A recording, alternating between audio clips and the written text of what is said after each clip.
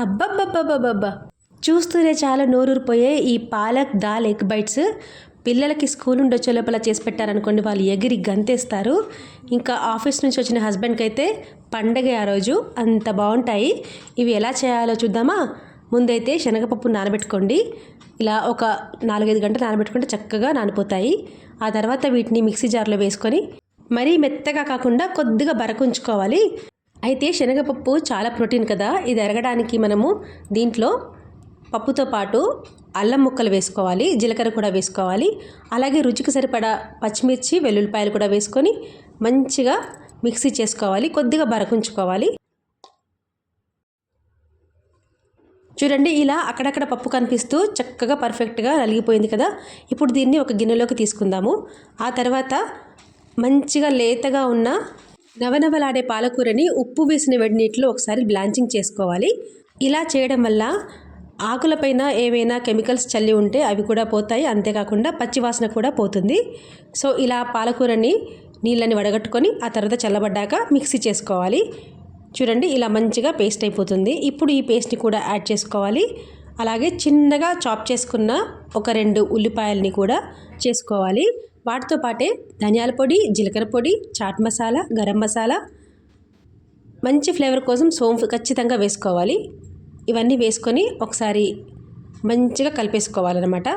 అయితే దీంట్లో సాల్ట్ మాత్రం చూసుకొని వేసుకోవాలి. పాలకూరలో కొద్దిగా సాల్ట్ ఉంటుంది కదా, అది చూసుకొని వేసుకోవాలి. నేను ఆల్రెడీ పచ్చిమిర్చి వేశాను కదా, అయినా కూడా ఒక 2 టీ స్పూన్స్ అంత కారప్పొడి కూడా వేశాను. ఇప్పుడు చక్కగా వీటన్నిటిని కలిపి ఒక ముద్దగా తయారు చేసి పెట్టుకోవాలి. ఆ తర్వాత మనము ఈ రెసిపీలో ఎగ్ వాడాం కదా, దాంట్లో ఎల్లో పార్ట్ విడిపోకుండా ఉండడానికి కొద్దిగా కార్న్ఫ్లోర్ని నీళ్ళలో కలిపి ఉంచుకోవాలి.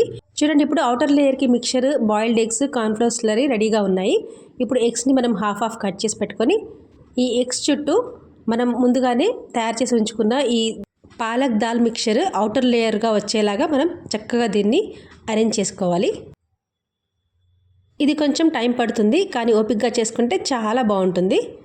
సో ఇలా మధ్యలో పెట్టేసుకొని చక్కగా దాని చుట్టూ నొక్కేస్తే ఎగ్ చుట్టూ అతుక్కుపోతుంది. చూడండి, ఇలా అన్నమాట. చూడటానికి అవుటర్ లేయర్ గ్రీన్ కలర్లో మధ్యలో ఎగ్ చాలా బాగుంది కదా.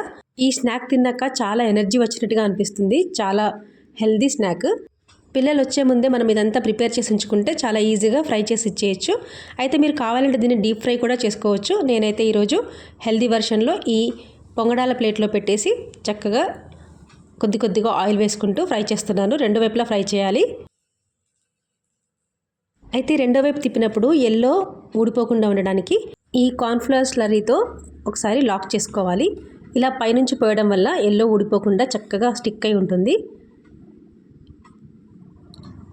తర్వాత పైనుండి ఫ్లేవర్ కోసం కొంచెం పెరి మసాలా స్ప్రింకిల్ చేసుకుంటే ఇంకా టేస్టీగా ఉంటుంది. పిల్లలకైతే ఈ మసాలా అంటే చాలా ఇష్టం కదా, మంచి ఫ్లేవర్ వస్తుంది. సో ఇలా చల్లేసి కొద్దిగా ఆయిల్ వేసుకుంటూ 2 వైపులా చక్కగా ఫ్రై చేసుకోవాలి. చూడండి, మంచిగా క్రిస్పీగా అవుటర్ లేయర్ ఫ్రై అయిపోయింది, లోపల ఎగ్ కూడా మంచిగా ఫ్రై అయిపోయింది. ఈ రెసిపీ మీకు మసాలా వడ తిన్నట్టుగా, ఎగ్ బోండా తిన్నట్టుగా 2 రకాలుగా మంచి ఫీలింగ్ ఇస్తుంది. మీకు ఈ రెసిపీ ఎలా అనిపిస్తుంది? నచ్చిందా? అయితే ఇప్పుడు వెజిటేరియన్స్ కోసము పాలకూర పప్పు మిక్చర్ ఉంది కదా, దాన్ని ఒక్కొక్క టేబుల్ స్పూన్ ఈ పొంగడాల గుంటల్లో వేసేసుకొని పైన కొంచెం పెరి మసాలా, కొన్ని నువ్వులు చల్లేసుకొని 2 వైపులా ఫ్రై చేసుకుంటే మసాలా పొంగడాలు రెడీ. అయితే డీప్ ఫ్రై చేసుకుంటే మసాలా వడ, ఇలా పొంగడాల ప్లేట్లో చేసుకుంటే మసాలా పొంగడాలు. ఎలా ఉంది పేరు? బాగుందా?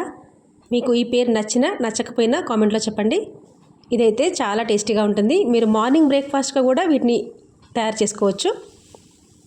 చూడండి, మీకు ఒకటే రెసిపీలో 3 రకాలుగా చెప్పేశాను.